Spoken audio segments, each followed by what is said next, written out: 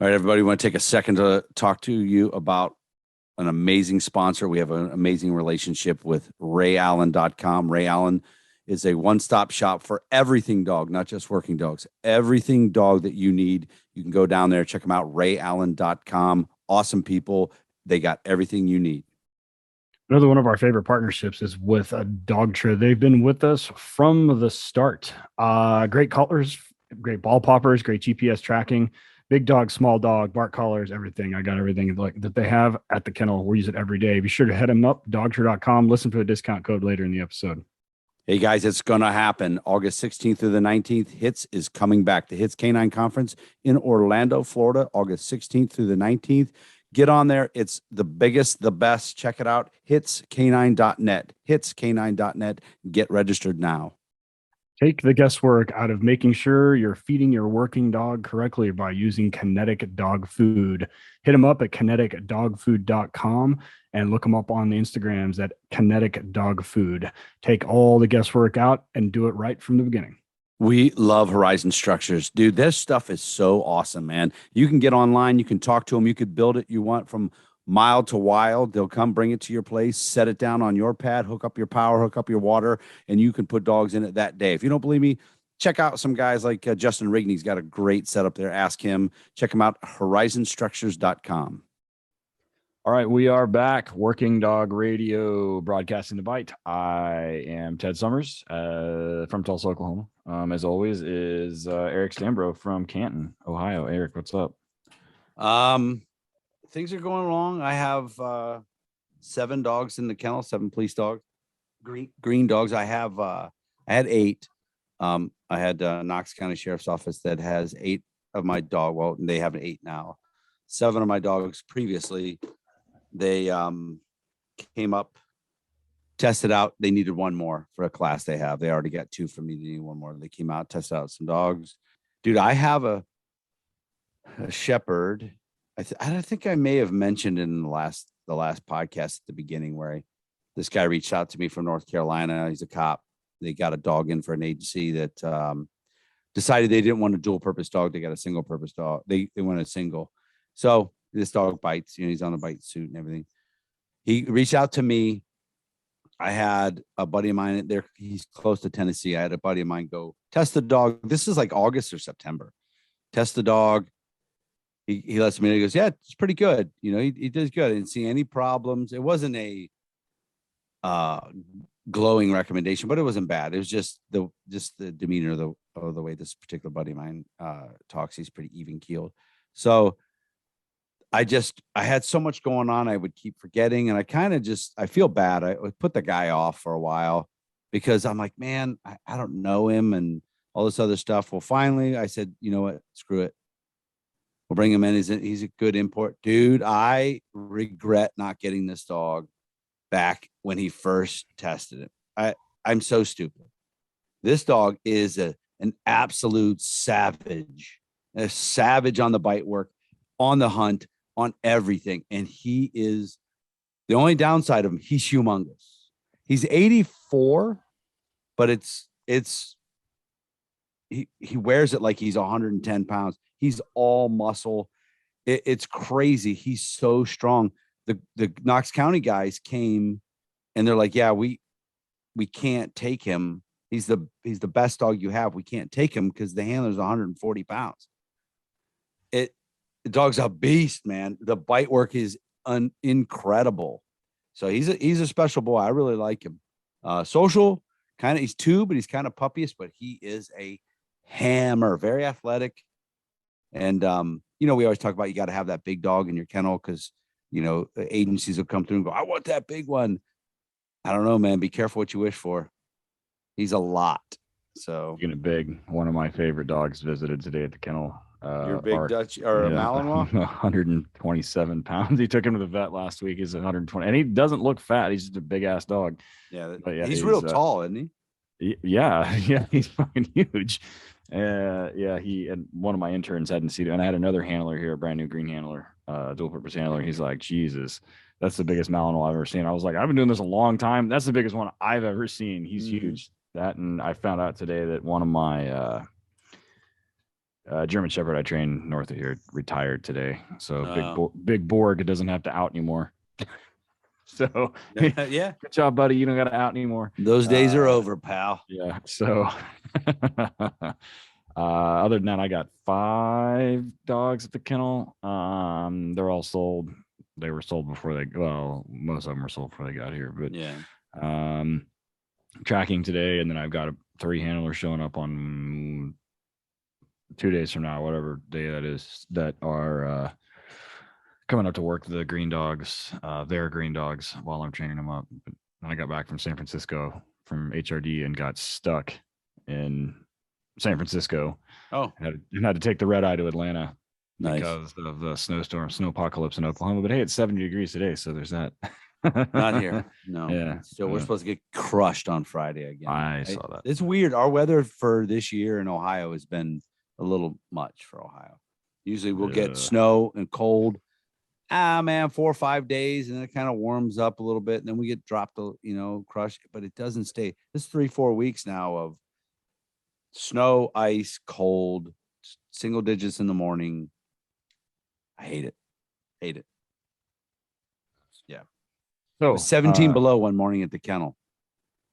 I was like, this is some bullshit right here. Bullshit. Our buddy Jeremy up in Wisconsin, I think Jeremy's in Green Bay or just outside. Yeah. He didn't even put pants on until it's like 20 below. he's walking around. Like, you sissies. It's always that one dude, him and Daryl Ritchie. And Mhm. Daryl lives in Texas. I don't think Daryl owns pants. But yeah, so who do we have going? What do we got going on tonight? So we I had Cameron Ford here for a seminar, and Cameron and I talk a lot, and Yep. He was here for his cognition seminar and his odor pays, and we really got into talking about training aids and things like that. And Cameron's super duper particular about what he uses. He does lots and lots of research on odor delivery vehicles, so to speak, what you put them in, and then what odors you're using, and whether you're using live explosives, some sort of version of it, pseudo, all kinds of stuff. He's a real nerd about that, and and it's good we have guys like that, right? Yeah, and if you've ever listened to his podcast, I mean, we're gonna do another one because I think he's going to Blue Line, so we'll catch up with him. But yeah, I mean, for sure.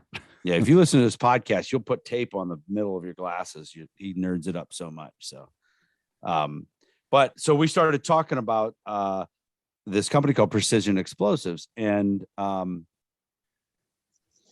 we'll get into it later because they also are involved in the narcotics side of things too.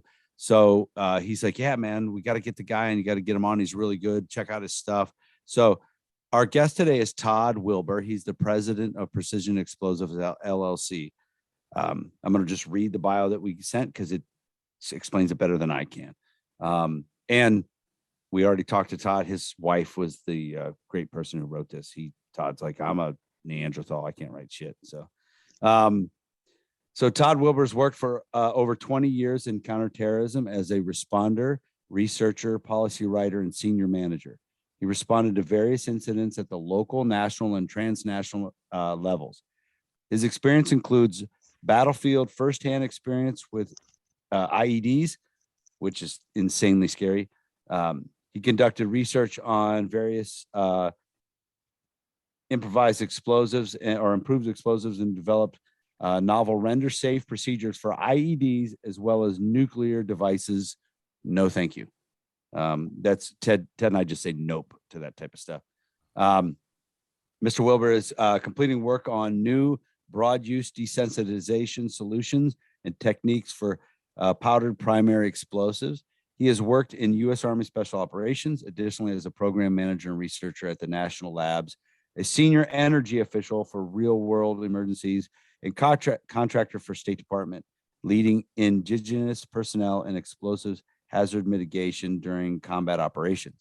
Other duties include providing senior management direction for the overall safety, security, and environmental compliance for the Energy Materials Research and Testing Center. As an adjunct professor, he worked with graduate students and faculty to characterize primary explosives and develop chemical safe solutions. This is a guy that you want in this country. This is a guy that we need around.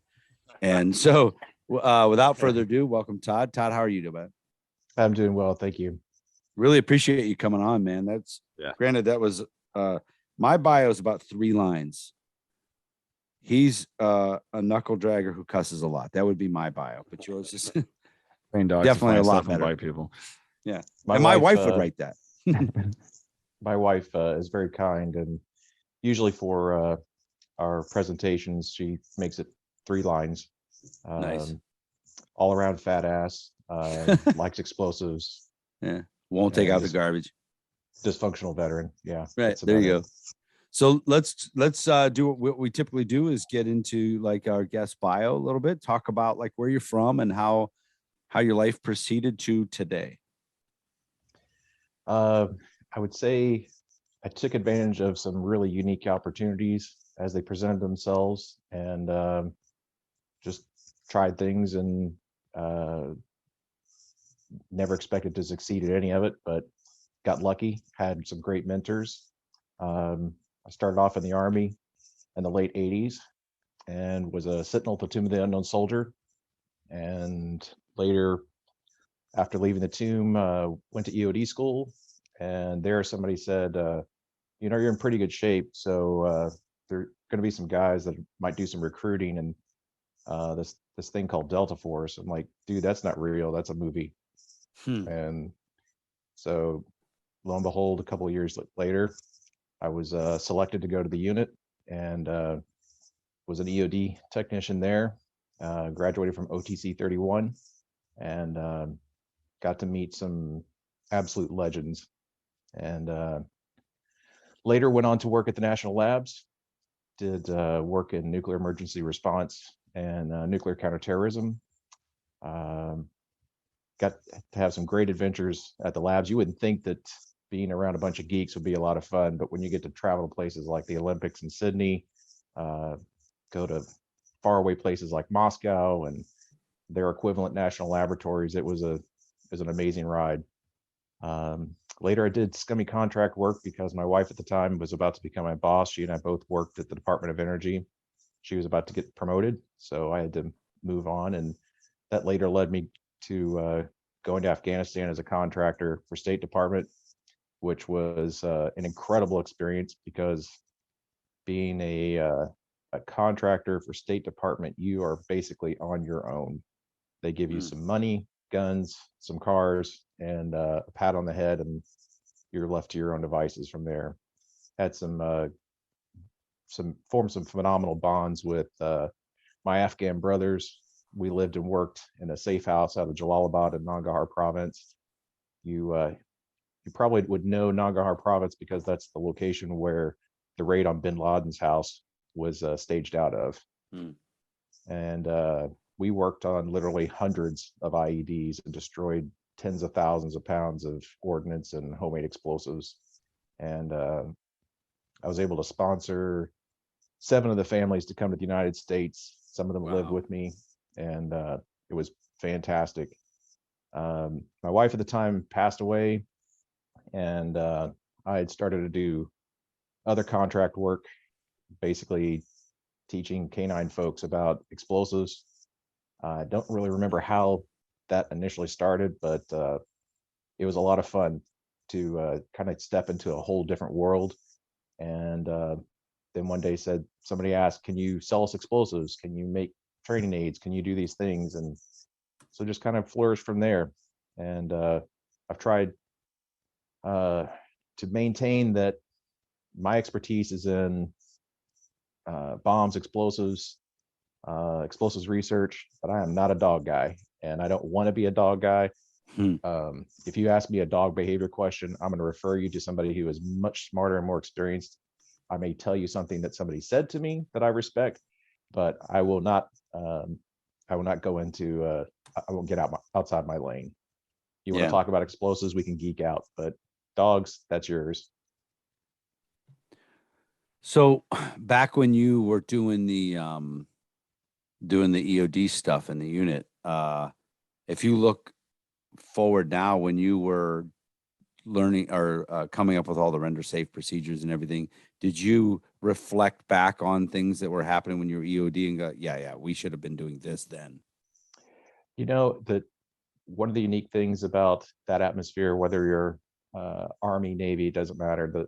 The unique thing about the soft world, I know you guys have had a lot of soft operators on your podcast, and I'm sure you probably get this often. The thing that enables folks in that community to excel, sure, you have to have some initiative and some drive and some abilities, but it's more the environment that fosters the idea of free thinking, the idea that you can uniquely, unconventionally solve problems. And so basically everything that I learned has enabled me and sometimes saved my life downrange, but everything enabled what has happened today. And I'm extremely grateful for that opportunity. I don't think, looking back, that we had a complete picture, because we didn't have as much experience as what we do now, but I don't think we were wrong, if that answers your question. Yeah, right, exactly. And also going back to like all those IEDs and everything. So I worked for Cobra Canine for a little while on the West Coast for the NSW contract doing dogs. And at the time, I think we were coming, if I remember right, we were coming towards an end of a period where everything they were seeing over there was RDX based, military grade explosive stuff. When you were over there, did you see, I know you said you have HMEs, but what were you looking at? What were you finding as what they were using for the explosives? Well, obviously, anybody thinks that somebody without an education, let's say looking at Afghans, thinks that they're stupid, you're stupid, because they're extremely resourceful, and they're very good at reutilizing ordnance and things like that. So to find somebody who packed a fuse well of mortars or any other type of projectile, landmines, they'll definitely use that. But the predominant homing explosive that we saw was ammonium nitrate based or potassium chloride based. And they would often do fuel oxidizer mixtures. I was very surprised to see automatic transmission fluid used with potassium chlorate, automatic transmission fluid and diesel fuel used with ammonium nitrate, corn oil, corn meal. There was an endless variety. The metallic aluminum that's used to make metallic car paint was also very prevalent. We found thousands of cans. We had where they basically make their own tannerite. Who the hell was that? Oh, it was Travis Bobo. He was one of the group guys, and they found some early versions of that, and he was like, they were marking off areas with the EOD guy, and the dog kept alerting to spray paint, and they're like, what the hell? And he told the story. He was like, dude, they were spraying this into like a bucket or something, like a hobo, and then once it dries, they scrape it off. I'm like, wow. So yeah, you can say they're resourceful. Absolutely. And I think that was in, I don't think it was in somewhere. It wasn't in Afghanistan. I think it was in Syria. I don't remember. It might have been, Syria. Yeah. So So I may have got this wrong. I think I heard somewhere that the U.S. government, did an exchange program of give us your ammonium nitrate and we'll give you this urea nitrate, and then they just started making explosives out of that. The exchange program was centered on calcium ammonium nitrate. So urea nitrate in the Middle East, being Syria and Iraq and that kind of thing, urea nitrate became a big deal because they had urea nitrate. They had urea prills for fertilizer, but they also had a pretty good supply of nitric acid. And you put urea in solution, add nitric acid, the little snowflakes that fall out of that's urea nitrate. That's an explosive. What they tried to do in Afghanistan is they outlawed ammonium nitrate and tried to introduce calcium ammonium nitrate. Those particular prills outwardly are very difficult to get to detonate. However, if you put it in a coffee grinder, blender, just crush it up with a stick, then now you break through that M&M candy coating, so to speak, and now you have functional ammonium nitrate again. Yeah, and it's How do they figure that out? They're very smart. They're very smart in understanding. Well, let me back. They're very smart. They're very resourceful, but they're also willing to try and Mhm. fail.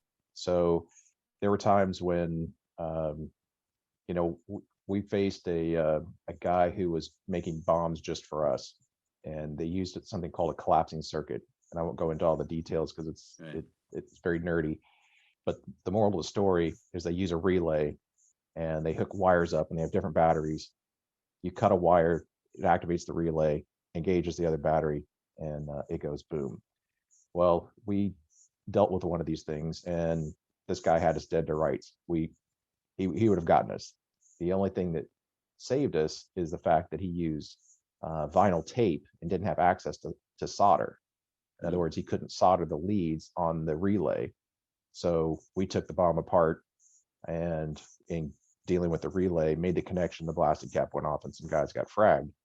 But the moral of the story is that sometimes they don't get it right. And that's a good day for us, Hmm. but they don't give up. They keep trying. So at some point during all the conflict, they switched over to a lot of pressure plate stuff. Did you have to happen to be around with all that stuff? Um, Not as much in the way of pressure plates. That was further south. But we dealt with a lot of remote control, either through cell phones or handheld FRS radios or DTMF radios. Those were really bad. Yeah, that's definitely bad. I remember being told that they went to the pressure plates because we were able to the person would detonate and then we could drone them like pretty quickly, and they were like, "Yeah, screw that. Let me just go over here and do that." Because when I was doing the NSW dogs, pressure plates was the big thing that we had to deal with. So we were working with individual platoons and individual EOD guys, and we had to work. I had to work the dogs before their deployment. This platoon, um, their EOD guy wants the dogs to do this, and this platoon wants them to do that. So, and it was all based on, I don't want the dog to go up by the door because of pressure plates in their dogs and they're running around. And then the other guy's like, no, I want them to go up and check the breach part right there. Yep. So when you were in the unit or in all your dealings, when did you start interacting or seeing the dogs work, and how did you work with them as an EOD guy? Well, my first interaction was in the unit a long time ago. Going to Actually, we did a trip to Israel, and this would have been probably 1994-ish. 90, yeah, I think 1994. We went to Israel, and that's the first time I saw military working dogs work. And the Israelis were way ahead of us where that was concerned. We had we went out for a demonstration in a live shoot house, and we had a whole squadron of guys, and none of us were particularly little, and none of us were particularly, let's say, demure or passive.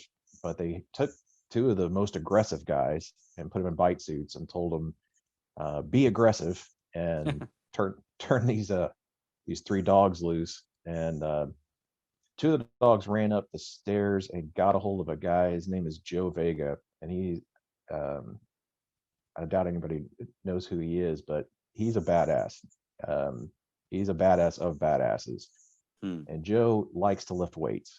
And so these two dogs came up and they hit him, one on each arm. Joe picked both those dogs up while they were still attached to him and clapped them together Oh, just for fun. And the other dog kind of button hooked in and attacked one of the handlers. But it was impressive nonetheless that those dogs identified the threat, identified the aggression, and it made quite an impression on us. They also did some. It just took an AK and laid it out on a hill and turned the dog loose to go find it. Dog went, bracketed and got in a scent cone and went right to it. It was really impressive. So from that point on, I had a profound respect for the utility of dogs and how they could be integrated into finding hazards. As you're over there, were there, when you're working with like some of the guys from that unit, and you come in, when they have come in, and Eric has said this before, like, and you just mentioned it. So how integrated with those dogs, with the handlers were you on, like with some of that stuff operationally when you guys were over there? So a lot of it was trying to discuss various TTPs and how those tactics, techniques, and procedures changed. The bad guy tactics, techniques, and procedures changed, and they would evolve over time. So, for example, you were talking about things like pressure plates and pressure plates near a breach point. They quickly learned through observation how we would do stacks and where they needed to put pressure plates in order to affect a stack on a breach point.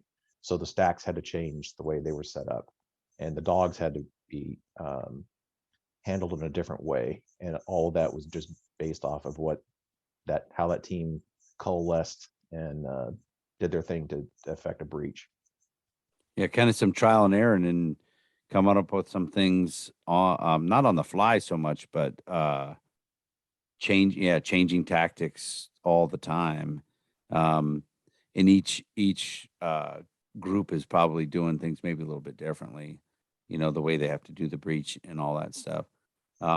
That's always nice that you guys have the freedom, to do that stuff. It's very important to not, in my opinion, very important not to fall in love with your plan, because once the enemy figures out what your plan is or what your typical MO is, then now they've got you. They can pick the weak point that they want to exploit. In that particular case, it was lining up along a wall at a breach points, and then they had to make those changes and location of pressure plates and that sort of thing.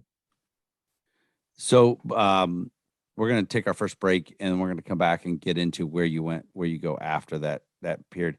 I would be remiss, and people would be pissed if we didn't ask about being at the tomb.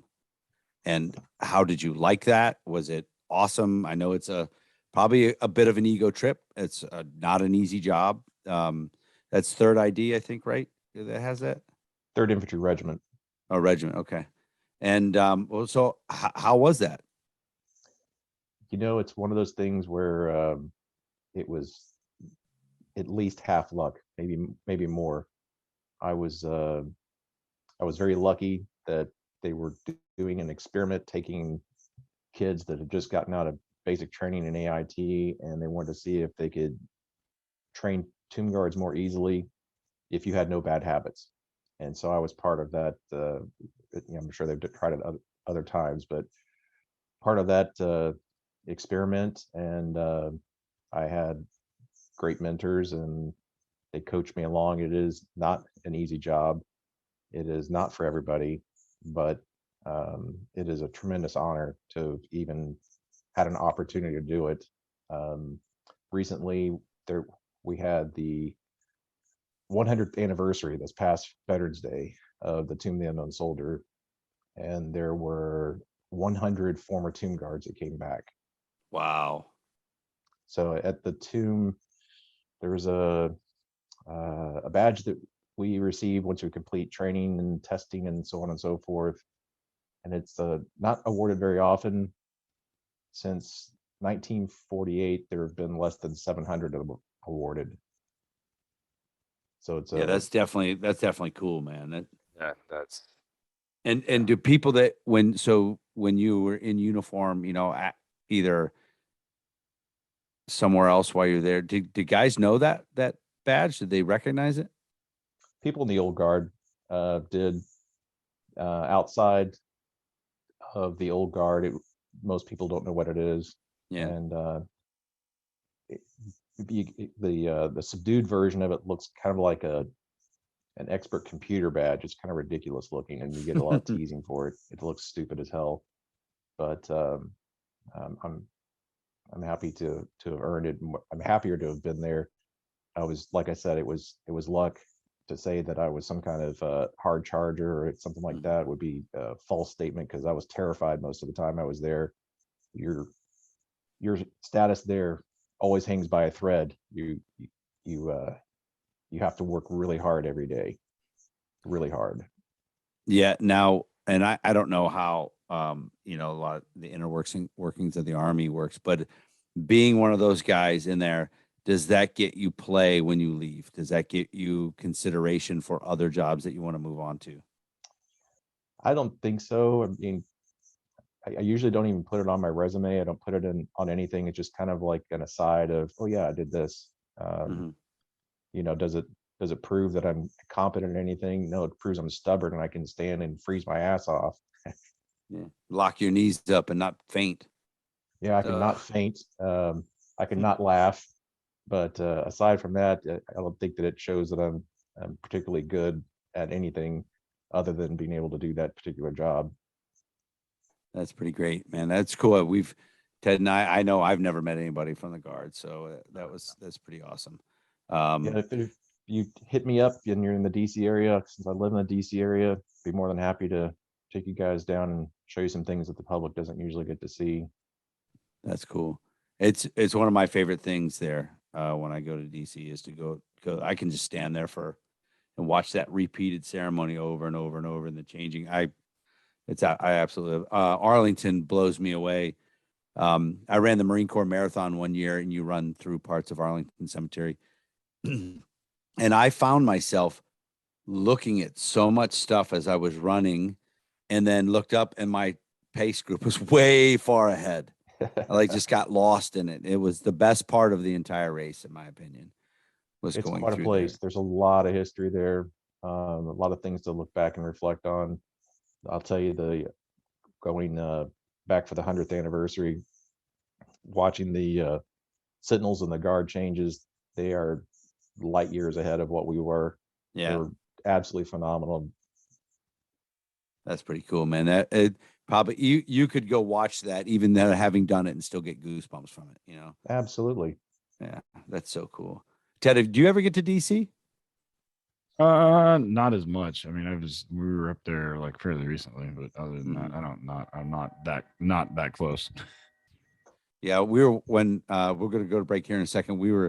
I can't remember if it was when we were walking from where the buses and everything were to the start spot. And we're coming through Arlington, and you come across like Schugart's great, you know, all the Somalia guys and everything. I'm like, oh shit, that's them guys, and that was that it's startling to see some of that stuff, man. It's if you're a history person or you pay attention to it, you'll definitely get blown away by that place. So if people have never been there, they should definitely go check it out. It was it was very um, intense for me to come back to Arlington National Cemetery to participate in a funeral for somebody that I was in the unit with. So I got to the unit about 3 weeks before Mogadishu, Mm-hmm. and then bad things happen, and the next thing you know, we're on a plane and a bus to go to Arlington. I'm thinking, I spent the first part of my military career looking up to all these guys, and now we're burying one. Yeah. Yeah. That's a lot. So we're going to go ahead and take a break. We come back. We're going to proceed on a little bit and with the career and how it came to where we're at now. So guys, stick around. Don't fast forward through the commercials, but you're going to, so make sure at the end of this, you look at the show notes and get all the discount codes. We have amazing sponsors, and we're going to go ahead and take a break. Stick around. HITS Canine Training Conference. This is America's premier canine training seminar, packed to the brim with the world's best instructors and me and Eric, all covering important topics. There's no better place to learn and no better place to network with other handlers, breeders, and trainers. HITS 2022 is being held in Orlando, Florida this year, August 16th through the 19th. And I know how you guys are. Everybody waits at the last minute. And in the post-Rona world, everybody's training budgets are being cut and everybody's deciding whether they're going to be able to get to go or not. So don't wait, because they're not going to have an infinite number of spots, and the price goes up after a certain date. So get signed up as soon as possible. It's in Orlando. We'll see you there. Be sure to hit them up. HITS Canine, letter K, number 9.net.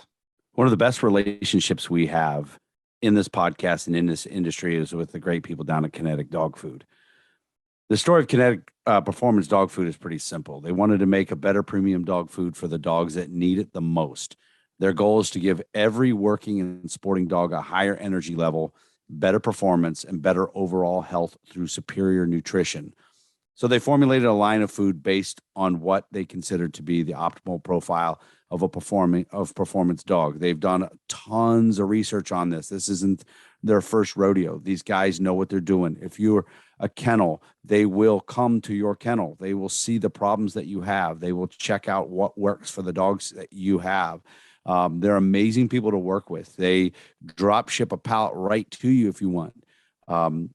I know a lot of guys that use them. There's a bunch of different formulas on there, and 32K might not be for your dogs. Maybe the 26K works. They can adjust it. They'll give you the right ideas what to do in different parts of the year. Winter's different than summer. It's really a well-run, good dog food company. KineticDogFood.com. Be sure to check them out on social media too, man. They're amazing folks. KineticDogFood.com. By now, you've probably all heard my story at least once. I'm usually getting tagged by dogs or hurting myself. So this next product is like near and dear to me because I actually use it. Quick Turn by Vet Care. It does great for keeping small things from turning into big ones. I use it at the kennel for clients' dogs that have some issues with skin stuff or have food allergies or have environmental allergies. Works great. Keeps hot spots from making giant hot spots. And it keeps my working dogs who inevitably find magnificent ways to hurt themselves from turning it into a giant vet visit. Stops little issues from becoming big ones. So it comes in a spray, it comes in an ointment, comes in a dressing. It's great for creating a protective barrier and promoting wound healing. You really only have to use it like once a day. So there's no reason not to have it in the vehicle. Since it's temperature stable, you don't got to worry about it getting hot, getting cold, or anything like that. So put it in your first aid kit or put it in your cabinet. Vetcare.us on the internet. Quick Derm by Vet Care on Instagram and on Facebook, and then hit them up with the discount code 10WDR for 10% off your first order. So my entire time that I was a handler or a trainer in law enforcement, the cars at my department, in the departments that I trained, all had American aluminum accessory kennels in the cars. Different cars, man. Dodge Chargers, all Ford models, some Chevys, SUVs, cars, everything. We loved American aluminum accessories. It's a great product, a great company. They've been serving canine law enforcement community for over 20 years. If you check out their website, EZ, that's the letter Z, EZRiderOnline.com. They got testimonials. They got videos on how to. They got a list of everything they have. Just today, we made a post on the Working Dog Radio social media showing a dog that survived a really bad crash because of the American aluminum kennel in the back of the car. Check them out online, guys. EZRiderOnline.com. Just let them do their thing, man. Whatever car you got for your work, your patrol car, get a hold of them, American aluminum accessories, and get the best in the business. Next up comes training courses online from our friends down at Highland Canine Training, Jason and Aaron Ferguson. So in the post-Rona world, training budgets have been getting cut. People aren't going to be able to travel, whether it be instructors or they be canine handlers and supervisors going somewhere else for training. So Highland has announced a lot of online training courses. One of those that sticks out to me is their police supervisor canine course. And it's no secret that one of the problems with canine tends to be some of the supervision issues. This course is specifically designed for administrators and covers utilization as well as liability and FLSA issues. The course can be taken at your convenience, and you'll receive a certificate of completion at the end. When you go to Tactical Police Canine Training, that's letter K number 9, training.com, and use the discount code WDR30, you'll get 30% off of that course. All right, everybody, we are back. Working Dog Radio, broadcasting the bite with Todd Wilber from Precision Explosives LLC. So we're going through career. We're at the unit, doing some deployments. We're doing EOD stuff, doing all the stuff with IEDs and everything. So after like your last trip to Afghanistan, where'd your career? Which way path did you go from there? A variety of different contract opportunities, and ultimately ended up at New Mexico Tech, and I was teaching homemade explosives classes there. I'm also doing original research on peroxide-based explosives.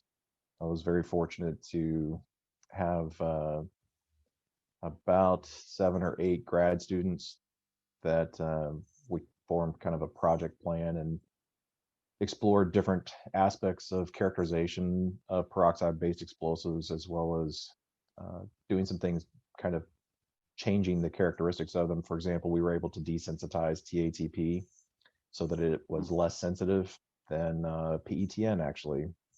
We were able to do some other interesting things with HMTD. For example, make it out of Kool-Aid. There was a guy that we didn't come up with this as a cool chemistry trick on our own. There was a gentleman that thought that it was a good idea to use unsweetened Kool-Aid, use the citric acid. Well, use the Kool-Aid. Unsweetened Kool-Aid has citric acid in it. To make HMTD, you need citric acid. He substituted unsweetened Kool-Aid for normal, like canning citric acid that you would use. As a result, you do get HMTD, but it is it's not a crystalline white powder. It's now purple or blue or orange.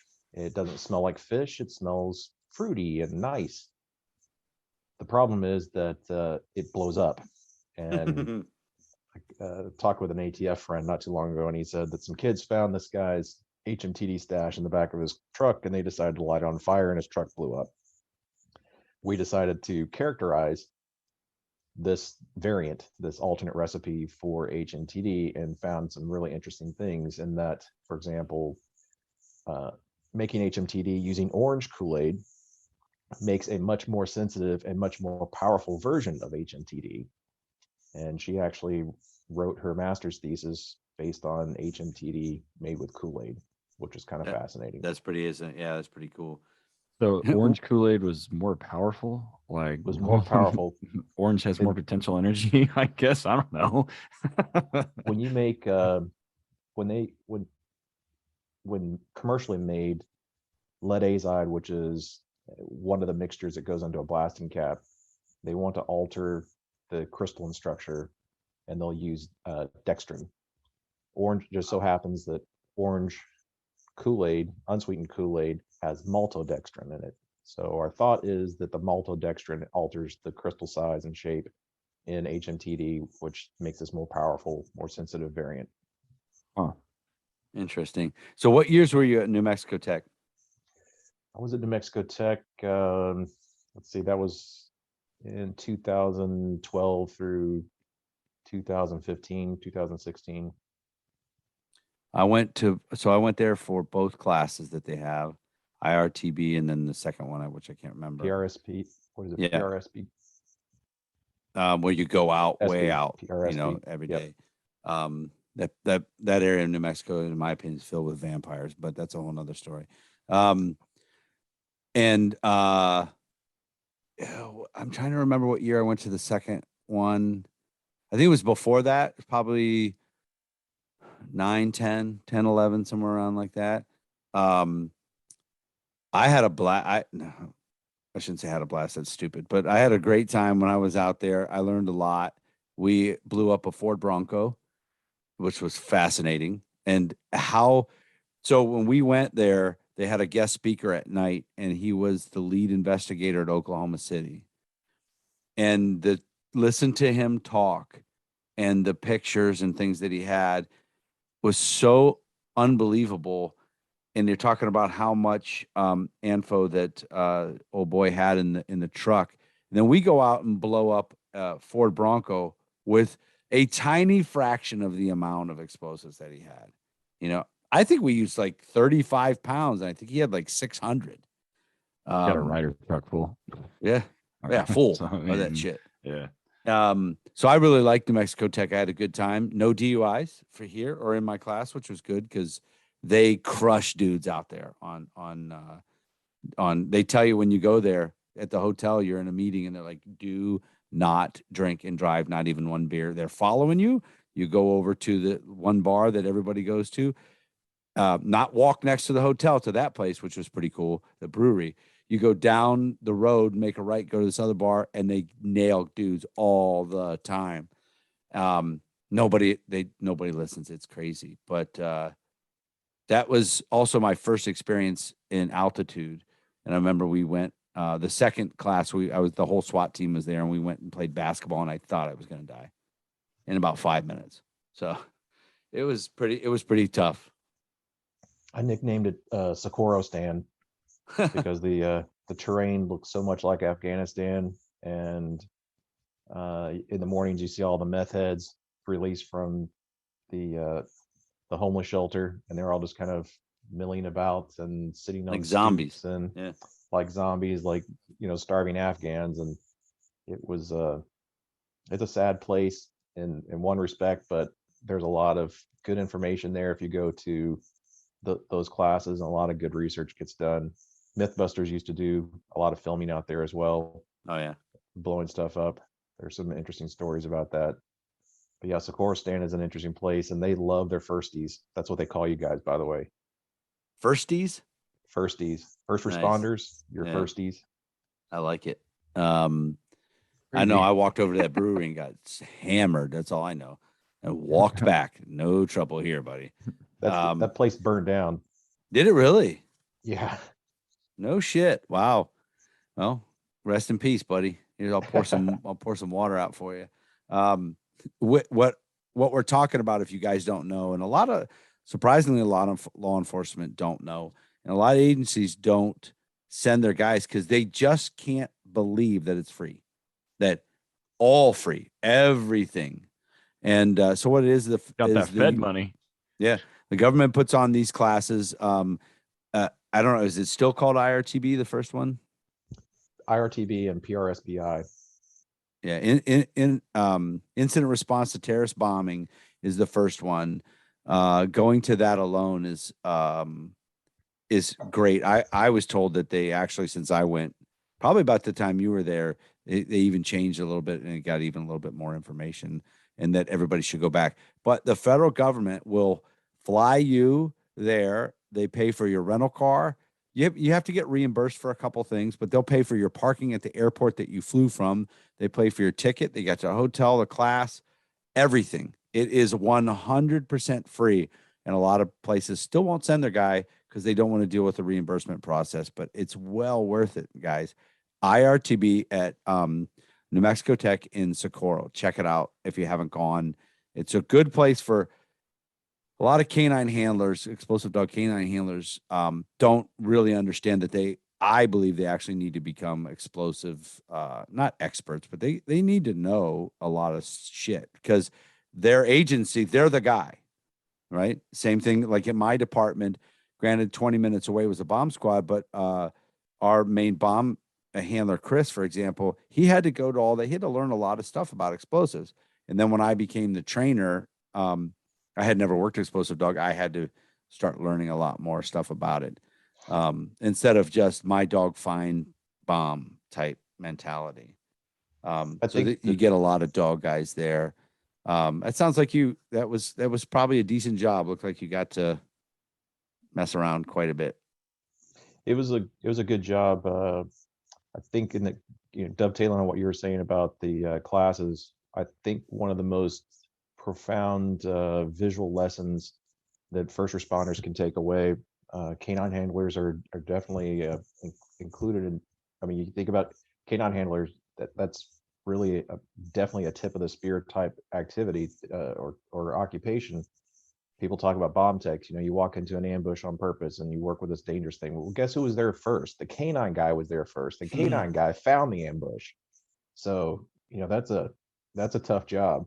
And I think that regardless of whether you're military or civilian, understanding what the potential effects are of, let's say, a suicide bomber, and that was my favorite part of both of those classes, just the physical orientation of the suicide bomber, whether they're standing, whether they're up against a wall, laying prone, laying on their back.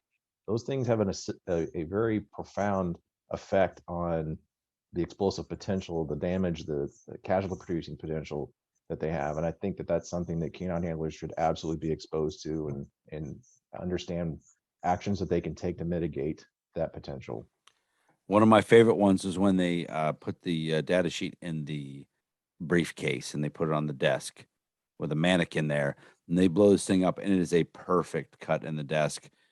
The mannequin's gone, and the amount of damage that went upward. It's crazy to see that. I would assume some of that came from experience with the Unabomber, him sending packages and stuff like that to people. That was pretty cool. So when you get done with that, where'd we go after that? Well, I had to unfortunately take care of a wife with terminal cancer for a while. That's a And bummer. then post her passing, then that's when Precision Explosives started. And I started dealing with Canine folks in earnest. Did some stuff down in Alabama and worked with some good folks there. And it just kind of grew from listening to what Canine folks have in terms of needs and understanding kind of where gaps are between, you find it and I work on it. How do we bridge those gaps? What do we do to make that symbiosis better? One of the I was downrange and we had a detonation occur at night. 2 military working dog handlers observed this detonation occurring, and they passed on information to me when I responded to the post blast. And it was their observation that was the key bit of information that led to how the rest of that incident evolved. So they stated that these third country nationals were dragging a Jersey barrier, and this Jersey barrier went over something and a detonation occurred, or somebody tried to blow up the third country nationals. They didn't know which. All they knew was a detonation occurred.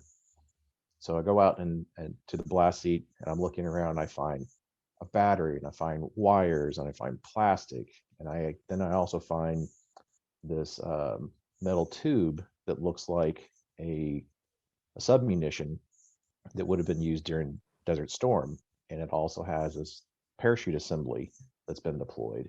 Well, it just so happens that that particular submunition has a material, let's just say that it's intended to start fires, and it gives off it looks like red fireworks. And that's exactly what the Canine handlers described to me, is it looked like it had a red firework as part of that detonation. And it was that key bit of information that led us to, well, they just ran over an old Blue 97, as opposed to, hey, I have parts here that look like an IED. And the branch and sequels of events from it's an IED versus ordnance are 2 totally different things. And if the Canine handlers hadn't made that observation and passed it on, then it would have been a pain in the ass. Yeah, we often hear that, whether you're in military or in law enforcement, canine is disproportionately put in the highest instance of use. They're always where bad shit is happening. There's no other reason to have them. I mean, they're there to find and prevent bad things from happening. So you got to go where bad things go. But I'd say that I had a conversation with an admin today, and I was joking. Well, I wasn't really joking with him, but I was like, when was the last time a SWAT team ever had to, sell T-shirts to raise money for suppressors? Never. And he kind of looked at me. I was like, but how many times do they get used? Like 3 times a month, 4 times a month? And he's like, yeah, about that. And I'm like, meanwhile, your canine guys get used every fucking day. He's like, oh yeah. I was like, so not really a good use of resources. Just Throwing that out there. And this is over buying equipment, not even a damn dog. So they know SWAT car washes. Yeah, I know. So speaking of which, speaking of gaps, you said, after the precision explosive started, what was the kind of the formation of precision explosive? Why did you start this company? We really started it because some folks in the canine community said, hey, we need different options for buying explosives. Okay, I can get an explosives license. Oh, wait a minute. We'd like to be able to have training aids that don't require a license. How do we do that? We'd like to be able to do, and it all really came from listening to the canine community and what they said they want. And, you guys have got enough jobs already figuring out solutions to some of these unique problems, and the learning curve that's associated with just getting to trying to solve that problem, that kind of seemed like it was a good fit for us to try to solve some of those issues. And so that led to formation of some product development and kind of giving our company more direction, because really we thought that we were going to be training and explosive sales, and we love the training aspect of it. We think that that's probably one of the most beneficial things that we do, but we don't focus on explosive sales as much. We do sell explosives, but really it's training and providing those other products. So yeah, we're gonna talk a lot about the other products, and we're gonna take a break first. So this will be our second break. So don't fast forward the commercial. We're gonna come back with Todd, and we're gonna talk about not explosive sales, but all of the other products, which is what I think everybody wants to talk about. So hang out. We'll be back in just a second. All right. We love the Perkinsons down in North Carolina at Highland Canine Training. They are great people, great trainers. They got a good business model. They're awesome folks. We've been with them for a long time.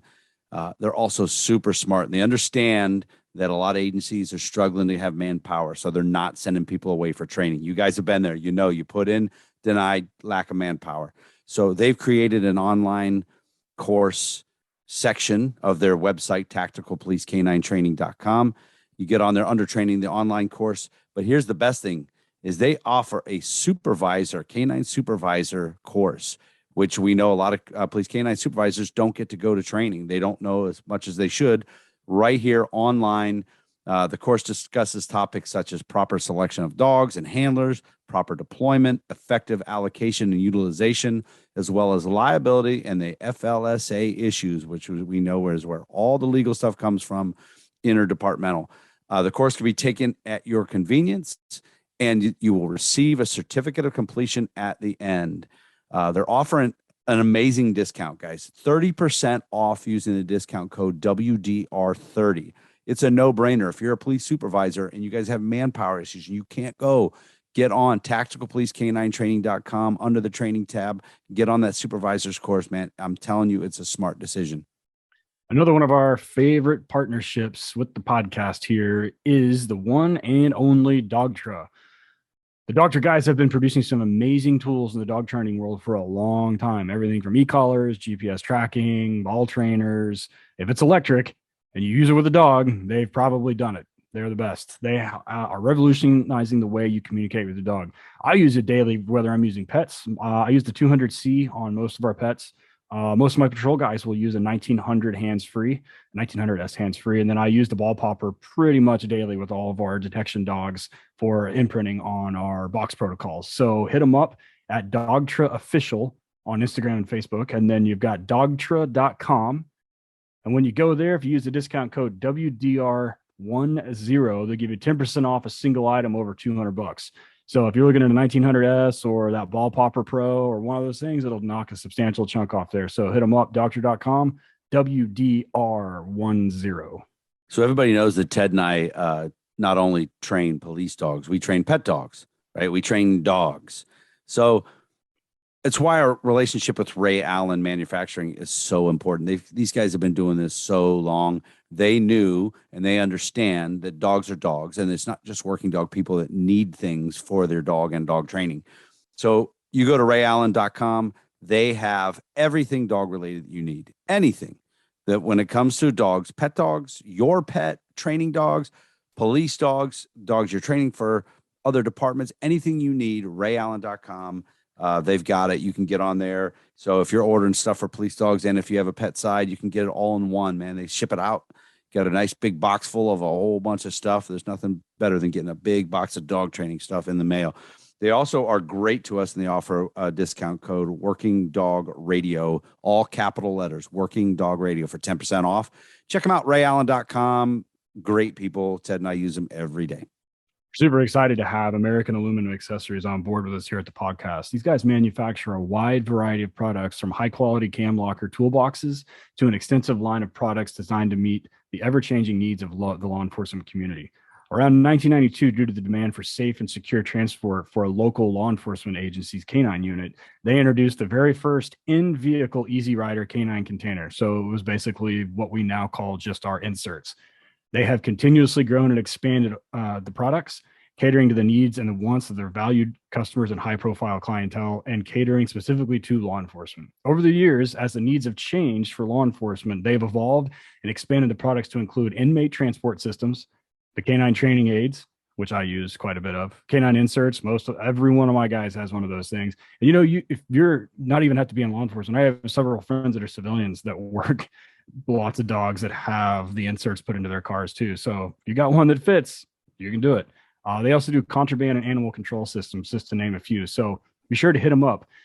The website is Easy Rider Online. So that's the letter E, the letter Z as in zebra, rideronline.com. If you're looking for them on Instagram and Facebook, it's American Aluminum Accessories. Feel free to hit them up there too. So our first and oldest sponsor that's been with us from the beginning is Arno out at ALM, out there in Las Vegas area. Arno is a great dude. He makes great stuff for police work and sport work, suits, tugs. I'm telling you right now, his tugs are the best in the business. You can't get any better.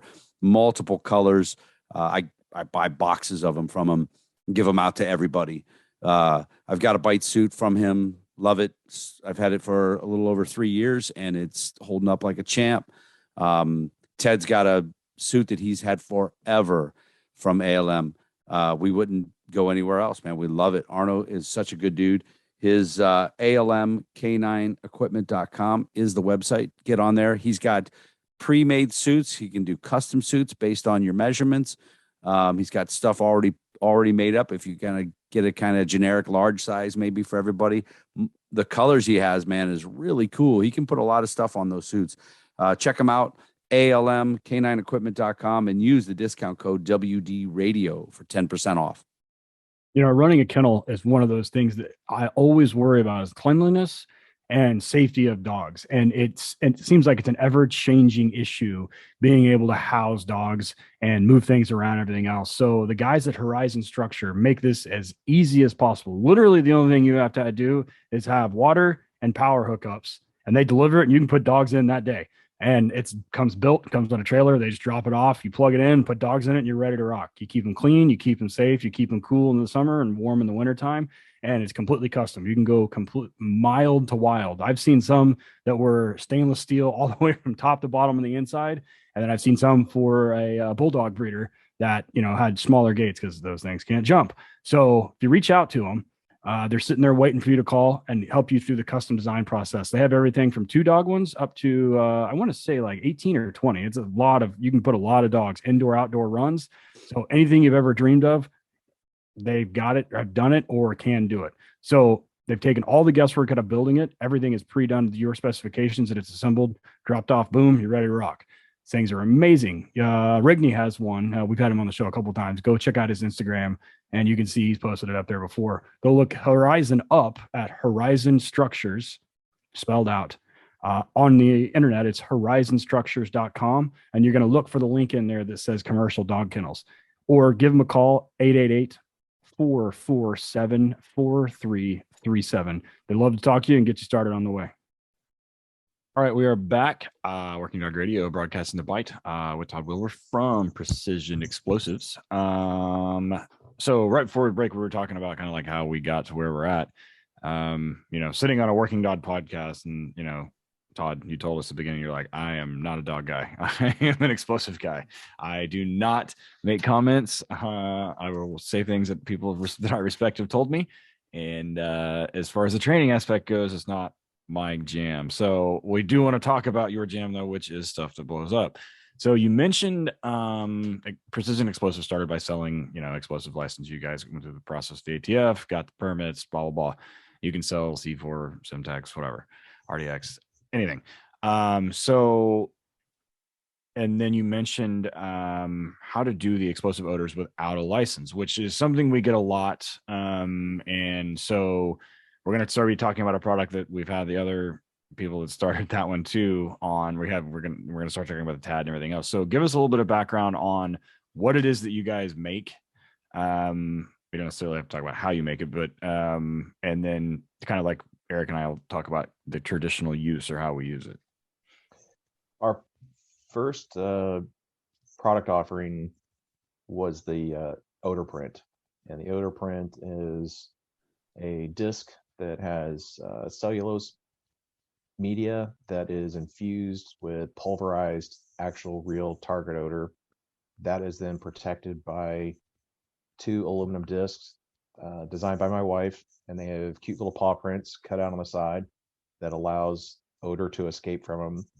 We hold all that together with rivets, and we attach a rare earth magnet.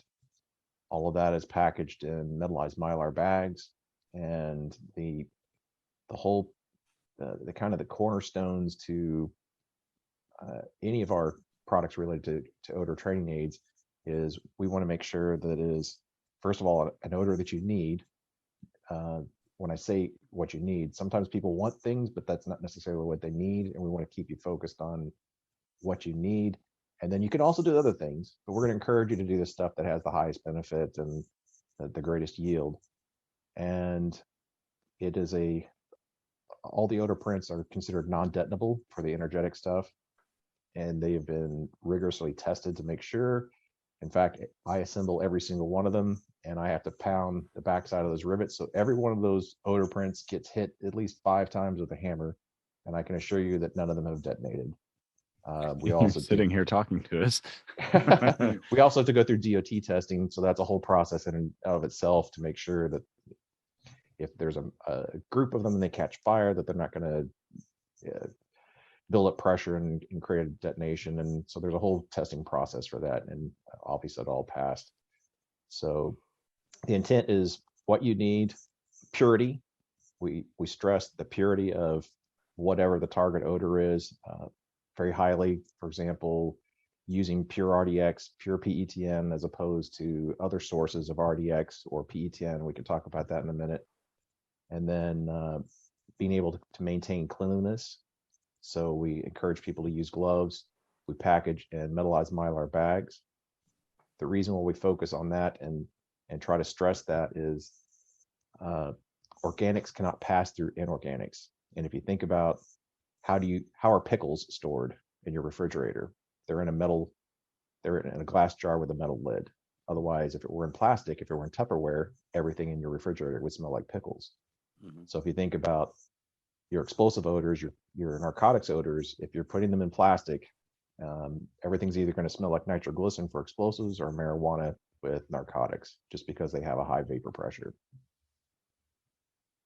Yeah, everybody knows. I mean, that's what and when you listen to Cameron talk about he had an entire thing on like how to store everything properly, what you should store together, what you shouldn't store together. I mean, I listened to it, but I was like, God dang. I was like, what can I pull out of this to give to handlers? So give me the 2-sentence, but I mean, it's a super valid point. And it's the purity aspect that I think has a lot of people real interested in what is in the product, which is actually what you said, which is actual odor. So Eric, what do you got? Yeah, because I feel stupid. I talked to real quick from Cameron. What I took out of it, I went back through and looked, and I had all my odors in glass jars, but I had the 2-piece lids. He's like, dude, you got to get rid of those. You got to get a 1-piece lid in there. Done. Like the next day. So thank you, Cameron. That was a good episode. But when Cameron was here and we're talking about you and your product, when we were at lunch or something one time, and then couple days later, a week later, I texted him and said, hey, remind me the name of the company that has that pseudo odor. I don't even know why I said that. And he's like, we're talking about precision explosives, and it's not pseudo odor. Just so you understand that there is actually real odor mixed into it. I'm like, gotcha. So I want to make sure, reiterate that, because people, if it's not a big chunk of something, they think then it's probably not real. How many odors in that style of training aid are you currently producing? We could produce basically any of the explosives that you want. What we recommend, however, are RDX, PETN, TNT, nitroglycerin, ammonium nitrate. Ammonium nitrate I saw extensively downrange. It's in commercial explosives. It's in tannerite. We also recommend potassium chlorite. Potassium chlorate is in all fireworks that go boom. Think about the Boston Marathon bombing. And it's also in things like matches. And people don't really carry around matches anymore. So if your dog indicates on matches, that's the dog's not wrong. I can make a bomb out of match heads. We also recommend potassium nitrate because potassium nitrate is in all black powders. And then we have a couple of different versions of double base smokeless powder. All double base smokeless powder has nitrocellulose as a base, but it'll either have nitroglycerin or DNT, the skinny sister to TNT, as the second energetic. And with those, you've basically covered just about everything. Most of the other military explosives, like let's say Composition B, it's made up of TNT and RDX. Boosters are penolite, that's PETN and TNT. And I could go on, but the moral of the story is if you cover those key constituents, those key foundational odors, your dog is going to find all the rest of them. So how much, when you start this company and start doing all this stuff, how much of a pain in the ass is the paperwork and the red tape and their licenses and I can't imagine dealing with that. ATF was actually probably the easiest of the three that we did. DOT is the harshest and most difficult to deal with. And we've since stopped doing any transportation of our own. We hire out a third party to do all that stuff because they're experts at it. And I'm not going to dip my toe in something that I'm not an expert at and then get the crap fined out of me. But DEA, we've now entered into narcotics. And so we've gone through the DEA process, and that's taken about a year. If we had just said up front that we're canine people, it'd have taken about 2 months and we would have had narcotics odors, the next week. Yeah. But because this is considered a research project, it's taken about a year and numerous inspections and lots of paperwork, and it's been a real pain in the ass. But at the end of the day, it's worth it because now we have pure narcotic odors that are not pseudo, and we can provide certificates of analysis. I think the MDMA that we're going to be rolling out next month is 99.97% pure, and the other odors like heroin, cocaine, and meth are all in the 99.9 something percent pure. That's pretty cool.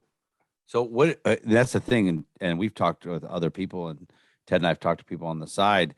You get training aids from sometimes from the DEA, and they're 10 years old, and you have no idea, and then how pure they are. And people test the heroin, for example, and they're like, yeah, it's like 1% or 2%, because it comes from investigations and things like that. So it's nice to know that. Now let me ask you this: with the explosives and the narcotics that you're rolling out, what is the shelf life on those? For all of them, it's about a year, and a lot of that's going to depend on chemical hygiene and handling. It isn't that the odor isn't there, it's that you probably just through normal use have probably added to the odor, and that just happens. And the more fastidious you are at using gloves or using tongs or using something to not add to the odor, the better. And putting them back in the two metallized Mylar bags definitely helps. There's no special storage that's required. You don't have to put them in a freezer. We had a guy had the two peroxides in his car for 4 months in the heat of a San Diego summer, pulled them out, they worked just fine. And so about a year. How big is the disc? We have two different sizes. One is 3 inches in diameter, and the other is 1 3/4 inches in diameter. The smaller one was actually designed for Nort 10s, and the dogs that run on the minis do really well on the Nort. The threshold is low. The dog needs to put the nose in the can, which is something that helps with the Nort. And we've had more than one team pass the Nort on the first pass. That's nice. Wow. So you mentioned a couple of things, and this is another thing where I can kind of like talk about how Cameron was talking about how you handle things, how you shouldn't handle things, and everything else. So you guys are partnered with somebody to help with maintaining some cleanliness so that it doesn't get out and nothing gets in. So talk about that a little bit. Yes, the training aid delivery device that Michelle Mon and Canine put together, we think is a phenomenal training aid, and it has some really cool qualities in that you want to keep that odor pristine. That particular device has the ability to do exactly that. So it is a glass jar. You can choose plastic. We recommend glass because of its inorganic quality. Um, but you get a glass jar. It has a semi-permeable membrane. It has a uh, uh, surface area where the odor escapes that you can control with restrictor caps, but nothing comes in contact with your odor. That semi-permeable membrane allows for odor to escape, whether it's out in the open, whether it's underground, it's underwater, odor will escape, and your dog can find that, but nothing comes in contact with your odor. So we're very impressed with that technology, and we're very happy to put pristine pure odors in that device and sell that as an option as well. Yeah, after we had them on the podcast, I bought some. I have them at the place, and what I like is it's not a big, giant, huge jar. It's enough odor. You can hide it in certain places, and yeah, I've really enjoyed using them. They've been pretty good. And I think we were talking before we started recording. I sometimes forget I have them. I'm like, shit, I gotta use those. If you Because you just get in such a hurry getting things out and things like that, and you get in a routine. And I'm like, yeah, I need to start using more of those. Um, Ted, do you dick around with do you do the Nort test stuff in general? We did not really, not unless we have a specific thing for it. All the guys in our area are all TSA stuff, Mhm. so they're the one, and they're run through Lackland or the ATF program. So they're either food dogs or they're part of that program from Lackland where the dogs are trained down there, and then the cops, they're still like department employees, but the dogs are run and they're paid by through TSA or something. So, but Yeah. now we don't have to mess with a whole lot. Yeah, well, I've never really, I've done it a little bit, but I haven't spent extensive time. They have to specifically ask, and as we know, the one of the most important parts of the Nort test is teaching your dog to do cans, just to Yes. to train in the cans. Yeah. So one of the things we'll go back to where Ted and I said we say nope to a lot of stuff. HMEs, TATP specifically is one of the nopes, right? And it should be a nope for most people. Around here, what we typically do is, in Ohio, there's 7 odors that you have to take to certify in. PC is not one of them, as we talked about before, which is weird that it's not one of them. But then the feds run like a 3 or 4 day workshop with TATP, HMTD, and 1 or 2 others. And because the TATP is so volatile, but as we know from around the world in the last, I don't know, 10, 12 years, there's been massive bombings involving HMEs. And I know you said you had saw that overseas downrange a lot. Did you manage to harness that and get it in your product? Yes, we have both TATP and HMTD in odor print form, and they are perfectly safe in that form. We've had dogs imprinted on it. They've been tested on it. They work just fine on both HMTD and TATP.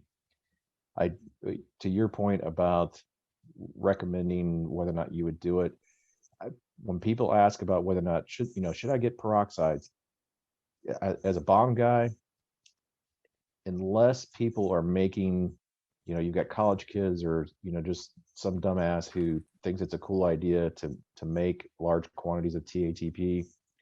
TATP and HMTD are primarily used as a primary explosive. In other words, they're the first explosive, like the blasting cap.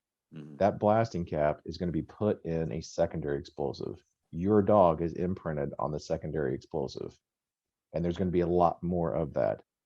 Mm. People have made main charges from TATP and HMTD, so it's not outside the realm of possibility.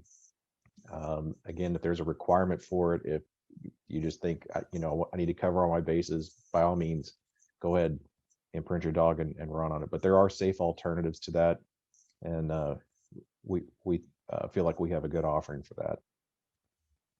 Yeah, that stuff I've always been told is insanely unstable. It is very unstable. There are a lot of variables. For example, if you do not wash out the acid thoroughly in TATP, it is very sensitive. But I will tell you that there is something that, to me, is an even more sensitive. We'll just call it a hidden danger that I try to make sure that first responders are aware of, and that's Armstrong's mixture. Armstrong's mixture, you've played with Armstrong's mixture, you may not know it, but if you've ever had a cap gun or ever played with those little paper things, the little wads of paper that you throw on the ground, little poppets, Yeah. that's Armstrong's mixture. And Armstrong's mixture is made up of red phosphorus and potassium chlorate. And you think, well, when am I ever going to run into red phosphorus and potassium chlorate? If I take out a book of matches, the potassium chlorate are the match heads. The red striker on the side is red phosphorus. Mm-hmm. So it is possible to make Armstrong's mixture from something that has no controls whatsoever. And why am I so adamant about making sure that you understand about Armstrong's mixture?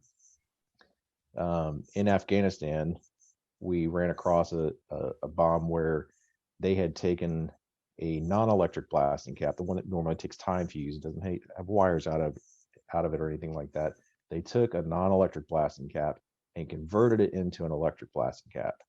How did they do that? They put Armstrong's mixture down in the blasting cap and then took a little small appliance light and put that in the blasting cap and then crimped it all together. The Armstrong's mixture is very friction sensitive, very crush sensitive, and also very heat sensitive. So the moral of the story is you could encounter Armstrong's mixture and not realize that that's what it is, and it is very sensitive. It is also not a white powder. It may be green tinted, it may be reddish brown tinted, but those unknown white powders or unknown powders can be dangerous, and your dog will alert to it because it has potassium chlorate present. Mm-hmm. I just know that if we go to a scene now with HMTD, I'm looking around for somebody standing in the crowd that got like orange fingers, some fucking Kool-Aid motherfucker over there with some red cherry lipstick on and some crazy dude with some gunk on his fingers, because not just Afghans are intuitive or have that Resourceful. Ingenuity.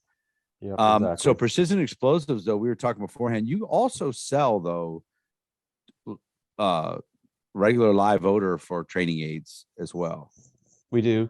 We sell a wide array of explosives, and again, we focus on purity and preventing cross contamination.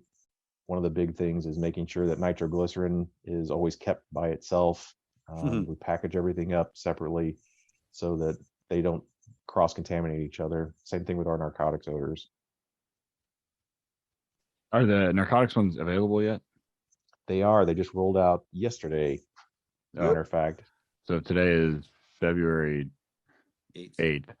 So this is going to publish towards the end of the month or beginning of March. So by the time you're hearing this, they're already out. So ready to go. Yeah. So go buy some. They will. Yeah. Right now they're available in a TAD form. We use a very amazing, let's just call it a super soak on steroids. If Superman was a soak, this is the material. I'm sure Cameron Ford's talked about the get sent technology. Oh yeah, where it's able to absorb. It does more in terms of absorption of all the things that are being emitted than any other material, more than cotton, more than cellulose, more than a material called PDMS. it absorbs everything there just because of its chemical properties, and then releases that odor over the course of time, 6 months to a year. And so we use that material in a TAD as one form, and then we're exclusively offering an odor print. In other words, you can't go to Get Scent and get this material any other way, with an odor print form, and that has all the narcotics odors as well. So we go back to the safe, not safe, but the storage of it, and you talk about nitroglycerin you keep separate from others. If you were a law enforcement agency and you had a limited space on the narcotics, what's one odor you would definitely keep aside because it's going to permeate everything else? Well, marijuana definitely has the highest vapor pressure. So you have to really kind of look at that as what has the highest vapor pressure. But segregating odors from each other can be as simple as the packaging material. So if you're going back to that, the glass vial with the metal top, even if you have plastic evidence bag or something like that, as long as the outer barrier is something that is glass or metal, you're in good shape. And you want to take them out one at a time, not in multiples. Barrier paper, gloves, that whole routine. That's cool. Yeah, and that's good to know about the vapor pressure, because we obviously know what marijuana smells like, and if it's not sealed in the case, you open your case, you're like, oh my gosh, that stinks. But I didn't know if it was just because we are all sensitive noses to marijuana smell. It comes down to vapor pressure, and we actually on our website we even have a graphic that shows relative vapor pressures of energetics and things you should be mindful of with regard to vapor pressure. Think about the thing with the highest vapor pressure has the greatest potential to permeate through other barriers. It's not just that it's escaping its containment, it's going into others. Oh. So it is possible, in fact probable, that if you have, let's say, nitro-based dynamite in things like arson bags or plastic bags or Tupperware or anything that's plastic, and then you have your other odors also in plastics, that nitroglycerin will escape its own barrier and then penetrate the barrier of your other odors. So in other words, everything in your kit now smells like nitroglycerin. With our narcotics, everything in your kit now smells like weed. Yeah. Oh, 100%. Yeah. Yeah. We used to always store in Tupperware, back in the day. And I'd be like, whoo, man, this whole damn safe stinks like this. So real quick before we wrap it up, Ted was getting some stuff squared away, and you and I started having a conversation. And this is a conversation that a lot of guys who've been around for a while as handlers would be like, yeah, we smell that odor and we use that odor. Talk about the one odor that you and I are talking about that we just don't understand why it's still being trained and used. The tetrol. Tetrol. Tetrol it was a terrible idea for anybody to use. I mean, after RDX was created in World War II, Tetrol became obsolete. And in fact, we've spent decades getting rid of all the Tetrol supplies in the United States. It was used in boosters and ordnance.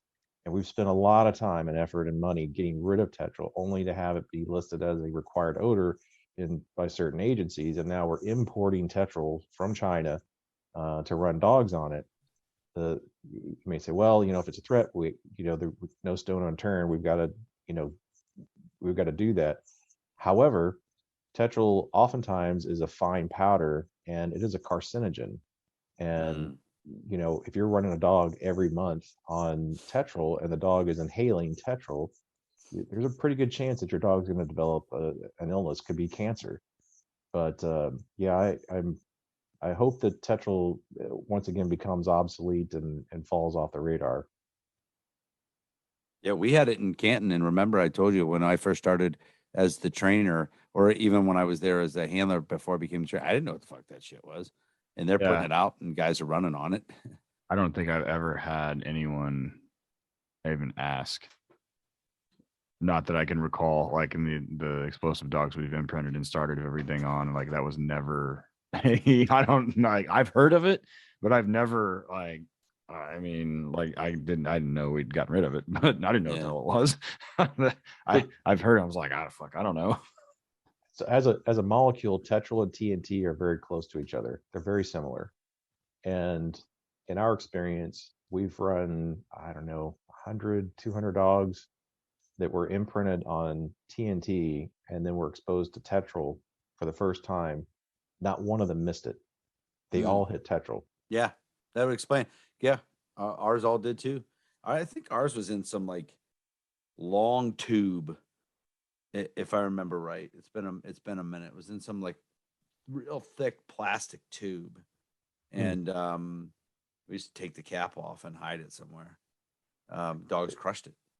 It's probably a booster. Yeah, It would probably been a military booster harvested out of ordnance. yeah. So, well, let's give everybody like, how do they find you? How do they? Is there online they can follow you? Are you going to be at some of the conferences coming up? Websites, all that stuff, and email or anything like that? How we get people to get going? Released today, or yesterday, the narcotics odors. Guys that are like, shit, I want to try that. How do we do this? Probably one of the best ways is go to Facebook. My wife posts there often and posts the most up-to-date information on both Facebook and Instagram, and it's listed under Precision Explosives. If you're a narcotics person and you want to go on the web and look for Precision Narcotics, it'll take you to the appropriate page for that. So yeah, Facebook and Instagram. We also have a website, and it's PRE for precision -exp.com, precisionexplosives.com. And you'll see, we've got some fun merch there. We've got a shirt that on the back of it, it says Precision Explosives just here to bang since 2018. And that's kind of fun to have. And some stickers and so forth. You throw all that stuff in when you buy stuff. But yeah, Facebook is probably one of the best ways to reach us. And we keep things pretty up to date there. If you look us up on the website, you feel free to give us a call anytime. I take text messages at all hours of the day and night from people who have questions about, hey, I found this thing and my dog sat on it. Why did it do that?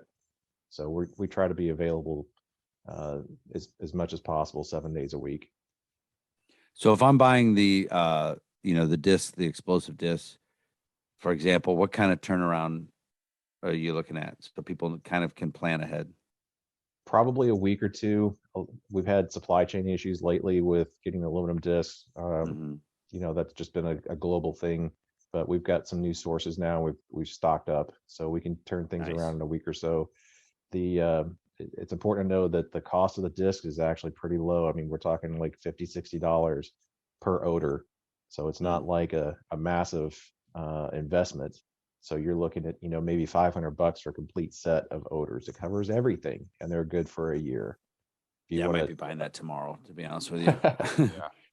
The same thing with the narcotics odors. If it comes in a tad, those are $75, and again, it's like $50-$60 for the odor print version of it. And so we try to keep things reasonably priced because we understand that some people are operating on their own. They are a small business, and also there are small departments out there that just don't have the funds, and they are doing the bake sale for the Canine. So yeah. And that's the guys that can't really drive down to Virginia where you're at and get come see you, pick it up there, or pay for the shipping with the companies that you're using. So that's good, man. That's actually super fair. That's a really good pricing model. Yeah, I'm gonna get on that bitch tomorrow, I think. I'm about due. So Ted, what about you? Where are you at, buddy? Torchlight Canine, letter K number 9. Torchlight Pets, _pets, HRD Police Canine, and working _dog_radio. It's just so awkward to say. So, and you're still at Van Ness Canine. That's the police side, though. Yeah, Van Ness Canine on Instagram, Ridgeside Canine Ohio on Facebook. That's all pets. The Van Ness. I finally got the Instagram and the Facebook of the Van Ness tied together. I avoided it for a while, but I have it now. So I just usually post on Instagram and it populates over to Facebook. Yeah. So Todd, this was great, man. It's we didn't even touch the nuclear stuff. And we have to have you back on. Nuclear That's- detection dogs. Yes. Yeah, right. Yeah. Play with The fucking DOE's bombs. got money. They could do it. So True story. Yeah. That they could. yeah. But we really appreciate it, man. We appreciate your service to this country and your continued stuff you're doing and helping out the canine industry. I'm so impressed with what you just told me about the pricing. Because Oh yeah. you could have crushed it. I mean, you could have made it way worse. And I think that's amazing. I think guys are going to jump all over it. So check them out. Precision Explosives. Get on that, man. Get on that dope stuff because everybody knows the DEA is a pain in the ass to get licensing, and you got to get your state pharmacy license most places, and then deal with DEA. Ain't worth it, man. Keep them out of your backyard. Get some stuff. Do some good training with dogs, and it lasts a year. Like you said, that's crazy. So appreciate you coming on, man. Ted, good to see you. Yeah. And oh, hey, real quick, Todd, are you going to be at Blue Line or Hits or anything like that? We're going to be at Canine Cop in Vegas. We'll be at Blue Line. We've been at all the Blue Lines conferences. We love okay. those guys. Yeah. So we'll definitely be there. And we'd like to go to Hits. We're not certain we're going to be doing that right now, but we'll see how it goes. But we're definitely going to the other two. Cool. We Ted and I are teaching at Blue Line and Hits, so make sure we'll stop by your booth. You stop by us. Absolutely. I'll be teaching there at both of those conferences Sweet. as well. Sweet.